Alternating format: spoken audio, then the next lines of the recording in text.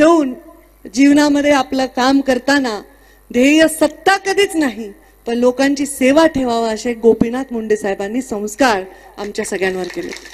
मुंडे साहेबांचे संस्कार पंकजा मुंडेवर प्रीतम मुंडेवर झाले कारण आम्ही कन्या आहोत, पण या मंचावर असा एकही माणूस नाही जो साहेबांच्या हाताखालून गेलेला नाही। धोंडे साहेब तर मित्र होते साहेबांचे आणि त्यांच्या समकालीन धोंडे साहेब आहेत आणि त्यामुळे हे सगळे जे चित्र आहे स्टेजवर आज ते चित्र काल्याचं कीर्तन प्रीतमताईंनी वर्णन केलं, पण काल्याचं कीर्तनात सगळा काला झालेला आहे, म्हणजे काला झालाय तसं नाही अर्थ आहे बरं का तसं आता आमच्या सरकारमध्ये झाले 3 पक्ष आपण एकत्र आहे, 3 पक्ष नाहीत तसं तर इंजिन 3 इंजिन आता ह्याच्यामध्ये काही इंजिन एकमेकांना भिडले होते पण आता पुन्हा एका पटरीवर लागलेले आहे अशी परिस्थिती आहे। पण हेच सौंदर्य राजकारणाचं आमचं बीड जिल्ह्याचं राजकारण आहे ना हे कुणाला कळणार नाही। इथल्या कार्यक्रमांना सप्त्यांना इथल्या वेगवेगळ्या संस्थानांना भेटी देऊन फंड देऊन हे राजकारण काही आपल्या हातात येत नाही। बीड जिल्ह्याचा माणूस प्रचंड हुशार आहे आणि त्याच्यापेक्षा बाई माणूस खूप हुशार आहे। बघा एवढी संख्या आमच्या माऊलींची आज किती महिला आल्यात कारण पुण्यकाम करायला आपलाच नंबर लागतो ना, आपण सगळे पाप धुण्यासाठी तर आपण इथे येऊन बसतो, त्यामुळे या महिला जेवढे येतील तेवढे पुरुषांचेच पाप धुतले जाणार आहेत, लक्षात घ्या, काही काळजी करायचं कारण नाहीये। मग आता तुम्हाला पुन्हा आरक्षण आहे काही सांगता येत नाही, पूर्ण महिला राज येईल बरं का बीड जिल्ह्यामध्ये, ते काय आल्याशिवाय राहणार नाही अशी परिस्थिती आहे। तर एवढ्या संख्येने आपण सगळे आले आणि हे जे आता चित्र आहे ह्याच्यात सगळे धोंडे साहेब आमचे समाधानी माणूस आहे, गोड माणूस आहे, कशाचं टेन्शन घेतही नाहीत आणि कुणाला देतही नाहीत। मी नेहमी त्यांचं वर्णन करते, ते कधी पण मला पण सांगायचे माझ्यावर आरोप झाले काही एवढं टेन्शन घ्यायचं नसतं म्हणायचं, काही माझ्या अडचण झाली काही टेन्शन घ्यायचं नाही, हारल्यावर म्हणले काय हारायचं त्याच्यात मी पण हारलो म्हणायचं, कधी चिडायचं नाही एवढं। आता पण त्यांनी एवढं छान वाक्य म्हणले माझी तर आनंद आहे ना, म्हणले निवडणूक जिंकायची कुठं असते माझी तर आनंद आहे। त्यामुळे मला लक्षात आलं ट्यूब पेटली, अरे बाबा आपण पण माझीच आहेत ना, मी पण माजी पालकमंत्री आहे, त्यामुळे माझी ग्रामविकास मंत्री आहे, पुन्हा सुरेश धस 3 जिल्ह्याचे आमदार आहेत, आता 3 जिल्ह्याचे आमदार असं त्यांची स्टाईल त्यांची बॉलिंग वेगळीच असते। पुन्हा आता ते आणि आजबे काका चांगलं आहे तुमचं, ते आणि आजबे काका दोघंही सत्ताधारीत, आपण माझी धोंडे साहेब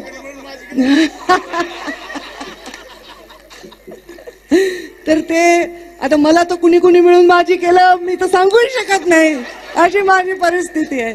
त्यामुळं हे लोक सत्ताधारीत ना, सुरेश दास आमचे आजबे काका आणि आमच्या प्रीतमताई आम्ही माझी आहेत, तेव्हा आम्हाला तुम्हाला काही धैर्य करता येईना, माझी तर पंचायतच झाली, कुणी म्हणतं 1 कोटी देईन, कुणी म्हणतं 2 कोटी देईन, कुणी म्हणते काय, आणि पुन्हा महाराजांनी सांगितलं एवढ्या लोकांचे आभार मानले, तू बस रे बाबा खाली, माझे फोटो सारखेच येतात 5-5 मिनिटाला वेगळे दिसत नाही मी।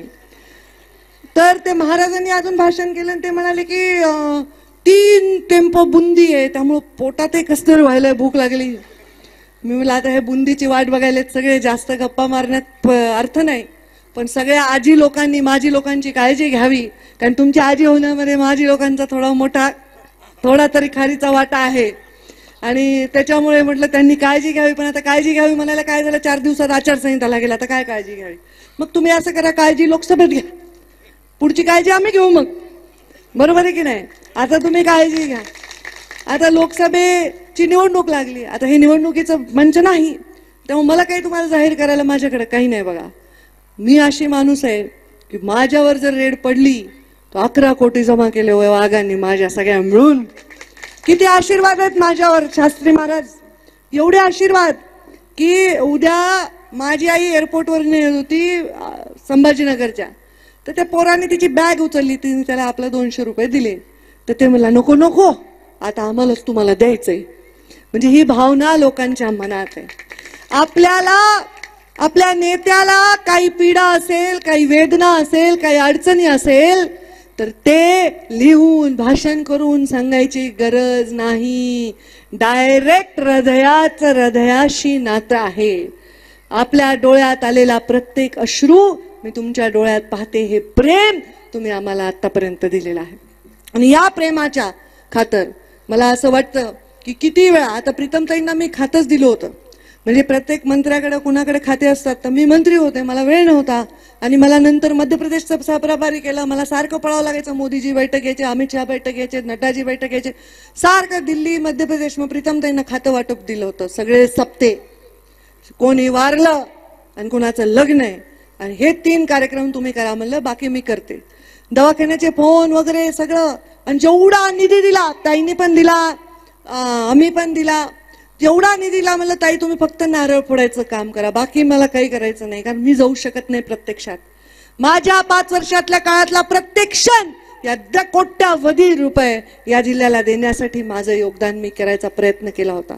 आज तर मी ज्या रस्त्याने आले, हिवरशिंगा ना, ते आपण सप्त्याला गेलो ते, त्या पाली हिवरशिंगा त्या रस्त्याने मी आले. त्या रस्त्यामध्ये मी मुंडे साहेबांच्या प्रचारासाठी गेलते.